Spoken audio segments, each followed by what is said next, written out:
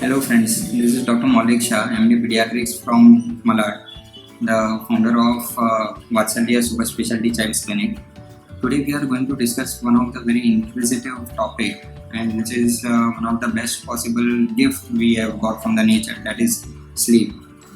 Morning when we get up, it's really refreshing when we are not thinking of anything else, and you know what, the mind is totally blank post sleep, and you feel like Jannat mein hai hum. So we are going to talk about something which leads us to that Jannat feeling. Sleep is something which is a best possible gift, we say, which has very strong impact on our body, as well as our memory system, our brain, and lot of changes which get occurs during sleep time, which affects over our day-to-day activity. So, and being a pediatrician, I'm too much into the sleep, the evolution of the sleep from childhood to adolescent to adulthood. The transition which happens is something which changes over a period of time. Like initially, when the child is just a newborn, the child requires around 18 to 20 hours of sleep. So the child goes for a sleep for around 4 hours, and 1 to 2 hours of wakefulness. And slowly and steadily, as the child grows into toddler age and preschool, like 5 years of age, the sleep goes to around 9 to 14 hours of time frame.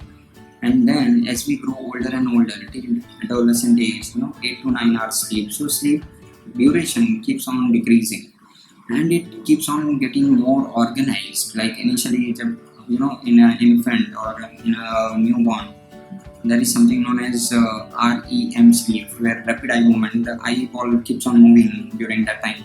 That time the body, the muscle tone goes down. It's totally relaxed, like as if, you can say it's totally dead, a kind of. But the thing is a bit different with newborns and this thing. When they are in REM sleep, they are most active. So they keep on fighting, they keep on pushing, they keep on hitting. But over a period of time, the REM sleep, which in a newborn is around 50 minutes, 50% to adolescent age, it goes up to 20-25%. And the non-REM sleep, that is non-rapid eye movement sleep, they are divided into stage 1 to 3. Let's not go into details of all these things, but that is a concrete sleep which helps our body to change a lot of functions to the growth requires the melatonin secretion, which happens during that NREM sleep. Another thing, memory pruning, what we call, the whole day we come across lot of events, thousands of people we come across, and lot of events keeps on happening. Morning mein ye kiya, ye nashta kiya, afternoon mein ye kiya, we went to meet our friends, and lot of things. What if so much of diluted content is created in our brain? Those all things get stored in the subconscious mind in small temporary synapses. What happens during sleep time? This all undergo a processing. The brain starts analyzing what all things we need to keep, what all things we need to discard. So something which we have done something very productive in that particular day, that productive material gets stored in the brain. We call it as memory consolidation, where the significant events are getting stored. Rest of the events, they are thrown away. So if you ask after 3 days me what you had in my breakfast, I don't remember. But if you ask me, अरे परसों check डाला था क्या? Yes, I remember that number of check. So the brain gets a time during sleep to consolidate the events. So this is why the sleep is so very important in our brain. So now coming to the part, what all things are problematic, or what all things leads us to have a sleep disorder or a problem for a sleep. So there are 3 main principles which we need to consider about the disorder of sleep. So first is abnormal circadian rhythm. So like daytime. Circadian rhythm is something like, during a day we have a wakefulness, during a night we have a sleep. So there is a rhythm our body is following. This time of alertness, this time of sleep, this time of alertness, we call it a circadian rhythm. So any disturbance in circadian rhythm, say for example this jet lag and all, it will cause sleep disturbance. Another thing comes is the poor quality of sleep. What we spoke about is some quantity, like okay, we have got 8 to 10 hours sleep, but due to change in a time frame or something, the things have changed. The circadian rhythm also has an external stimulus, like if we have shifted to some other place, now the night is falling at some different time frame, so now our brain is confused what next to do. So this has an external input also. Coming to the other part, which is quality of sleep, there is disturbance in the sleep time frame. Say for example, not exactly a time frame but a type of sleep, NREM sleep, there is some disturbance in NREM sleep, some disturbance in REM sleep. Few of the children have a problem in falling asleep. Few of the children, they have a problem like in between the sleep they have wakefulness. So this disturbs the quality of sleep. And third principle, what we speak or what we talk about is usually seen in adolescent or pre-adolescent age frame, where there is something known as sleep trough. What happens is during weekdays or college time or school days or these days, they have a long time of wakefulness. So what happens like, ठीक है, आज homework ज़्यादा time निकल गया, या फिर आज खेलने जाना है, या फिर we want to go to the movie with our friends, we tend to decrease our sleep, or else we can say the teenagers or what that age people, they tend to decrease their sleep during this time, and they will think of we'll cope up the limited sleep which we have lost during a weekend when we don't have school or something. So this is something we call a sleep trough. We try to compensate the sleep we have lost during those 5 or 6 working days in a one particular day. What happens if on that particular day when we were supposed to take toll of all the sleep what we have lost, that day we don't have any time to devote to our sleep. So then this goes in chronically deprived sleep portion.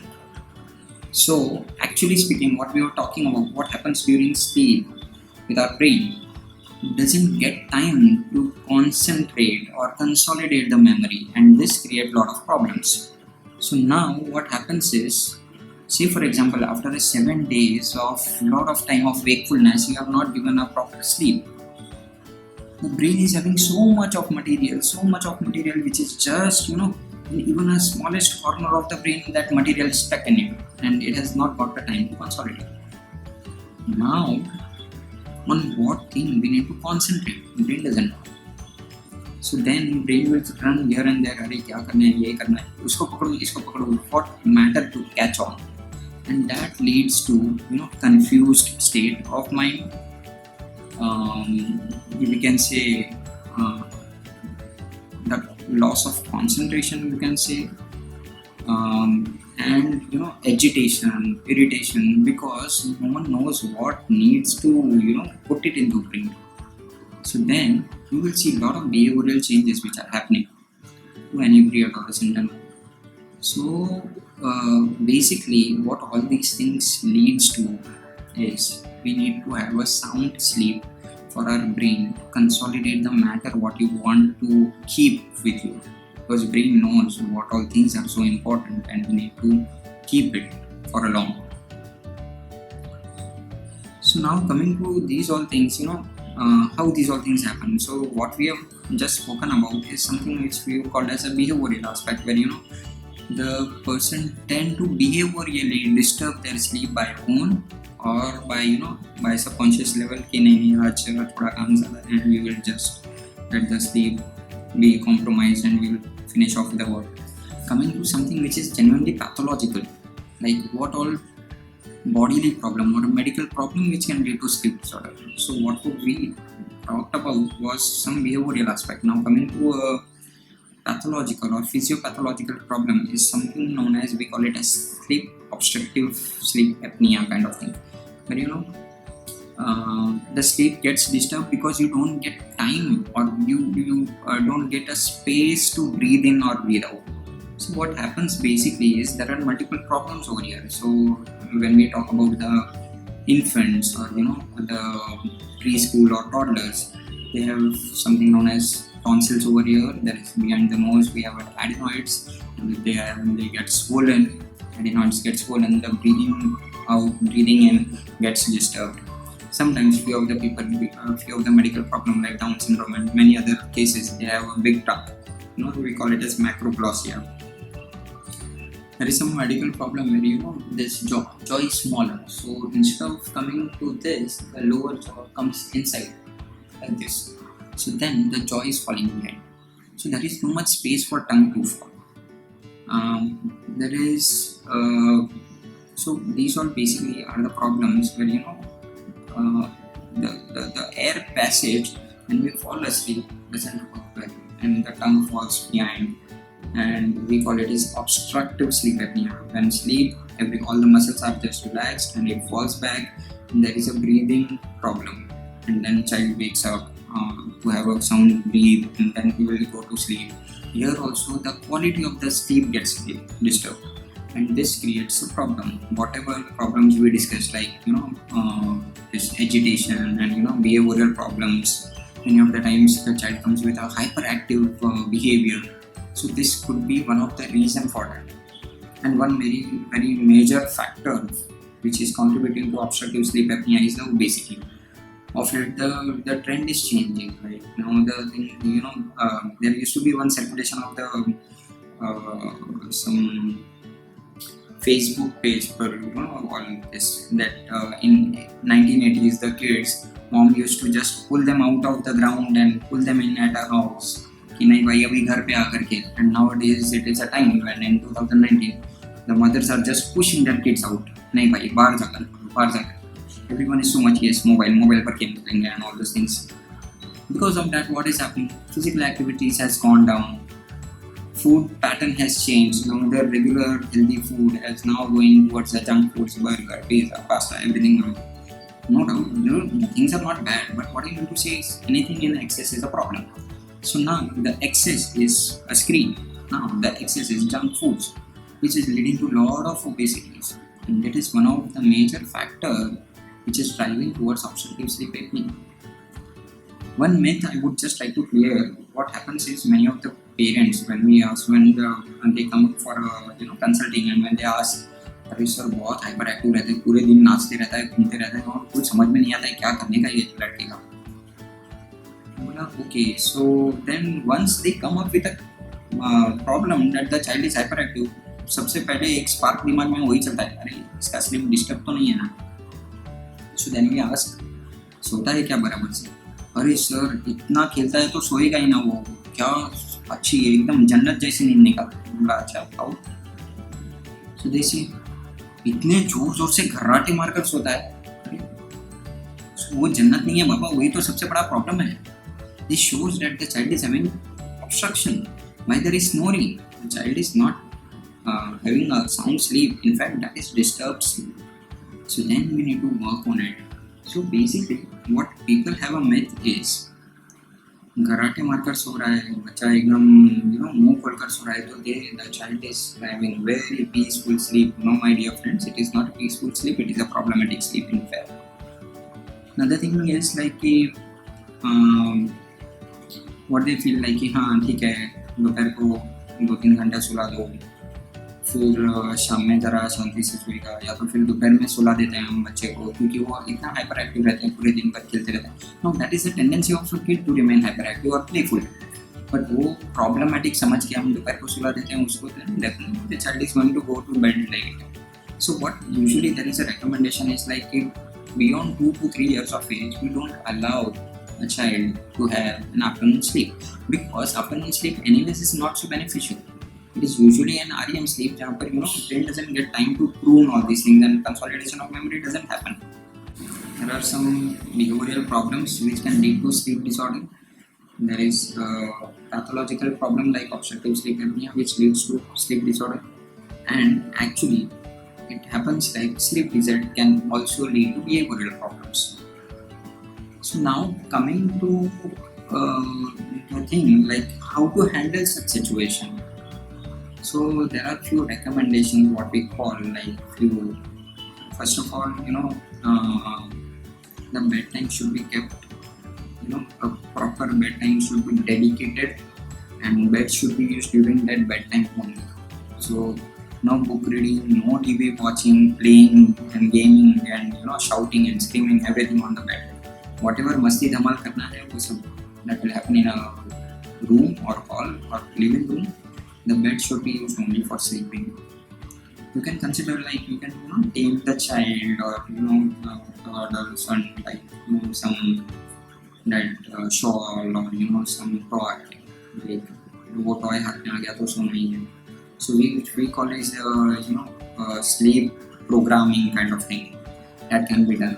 Third thing what needs to be done is avoid any kind of stimulative games or stimulative movies or stimulating food like caffeine or chocolate or coffee or any such kind of things during a night time or evening bedtime. Another thing is like we can see a window time or somewhat like that is calming time. Just calm down the body, let the body get silent. So you can play some soothing music, some reading a light light novel or something very light book, not a academic book or not any other like non-fiction or horror kind of novel, but something very light, simple. That kind of reading can be done. And of course, for pre-adolescent and adolescent, no point of consuming any alcohols or a strong coffee during that time.